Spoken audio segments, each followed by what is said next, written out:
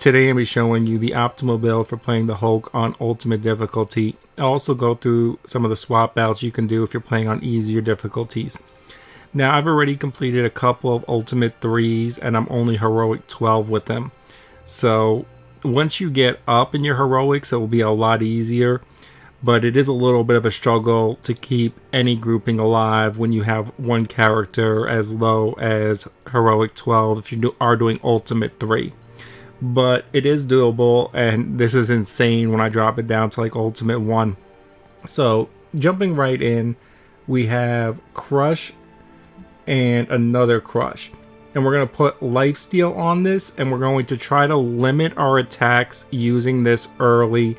We don't want to lose any rage early. So before we get our first angry off, or always angry off, do make sure to try to KO with this. Maybe go for the little targets that have no health, or re-roll this early to try to get a stronger move from another player or one of these other ones that we can re-roll. Now, the reason I have Henri Jor gain 145 block, and that number is going to differ for everybody based off your heroic level. So this number actually stacks with his bonus percentage, and he can get up to, I believe, 207% when he's at max rage. So once you get to max rage, when you redraw one of these cards, you're actually redrawing for 500 plus block at only heroic level 12.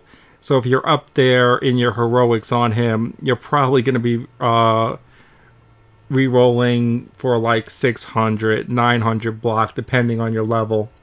Now, this card is straight swap out, whether you're play on easy or ultimate. But I really do like this card just for the counters. He hits so hard.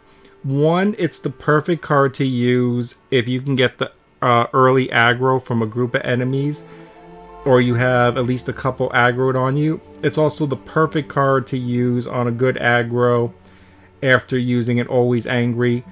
And because most of this deck is swap out and we're just trying to pull out as much aggro as we can and just getting 3,000 health as fast as we can, or at least 2,000, 1,500 plus health, redrawing this for a counter allows him to deal like 2,000 plus damage if you got a lot of enemies. And if you got those splitting dudes and you didn't kill them instantly, which you can basically never do on Ultimate 3 anyway, at least not on the first wave, and not kill anybody else. But so the counter just deals immense damage when he has several enemies aggroed on him. So I really do like challenging Roar. But if you're on an easier difficulty, it's so not needed. And you could very easily go and put the other attack that deals extra damage to full health enemies and put a lifesteal on that as well. Then I have 2 Seismic Slams, both with redraw as well. Same principle as the Always Angry. We're redrawing the Always Angry if we get it in our opening hand. And we want to save it when we get to the point of when we think that we can get max health. But if you get that in your opening hand, just re-roll it right away, unless you know you're about to take 5 hits. Because you only want to use it when you get max rage, or at least 1 bar under that. And the Seismic Slam is really good for groupings. The other one that's epic is nice. It does cost 1 less. But this build is more of a tank build that doesn't really need a little extra damage on one target. It's a lot better after we get a bunch of enemies to hit us, and then we use a Seismic Slam because they're all grouped up anyway. So our last one is World Breaker, and for this I put the 50% extra damage, and I just did the math. Now, if you're playing on easier difficulty, you could go for draw 1 card on KO. You could go for the extra block on redraw. So if you get this early, you redraw and get more block.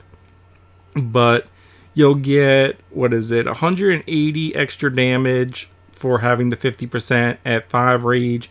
and 200 extra damage for having it at 6 rage. I didn't actually do 7, but if the numbers do keep going up, then also it did go up from 4. Each one it went up more. So at 7 rage, it should be roughly 250 plus extra damage.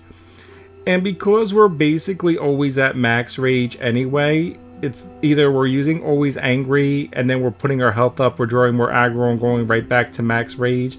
We're only using crush when it KOs or after the point that we got silly health anyway, or we need that life steal real quick. This is basically to finish the map and just deal immense damage. So we don't really care about anything else besides the damage on this. Like, it would be really nice if we could use this to make him tank as well, but you only get to use it once, so it's not like you can redraw it multiple times. So another reason that the damage, I feel, is the ideal perk for this. And it does cap at 50. 50 is the max damage you can put on it. Last note, he is really well teamed up with Nico. Nico has the heal for 50% plus, which you can add on 3 resistance. And it's worth noting, he will gain rage charges even if he has resist on him and he gets hit, or if he has block. He doesn't actually have to take damage, he just has to get hit to gain a rage charge. Another reason that I went with this build for him.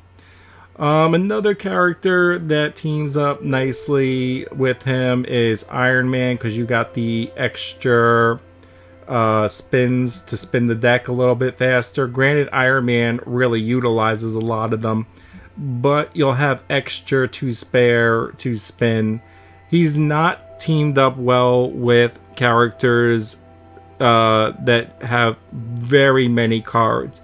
If you got so many cards that you're not getting new cards, you're not going to be able to utilize this strategy.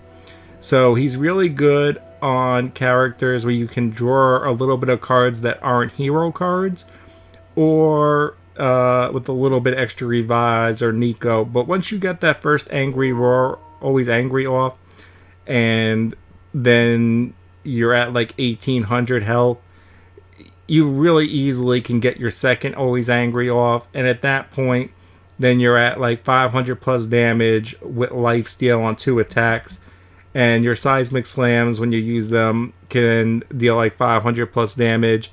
And this is even non-critical. That's even non-critical before you even get into criticals at just heroic level 12.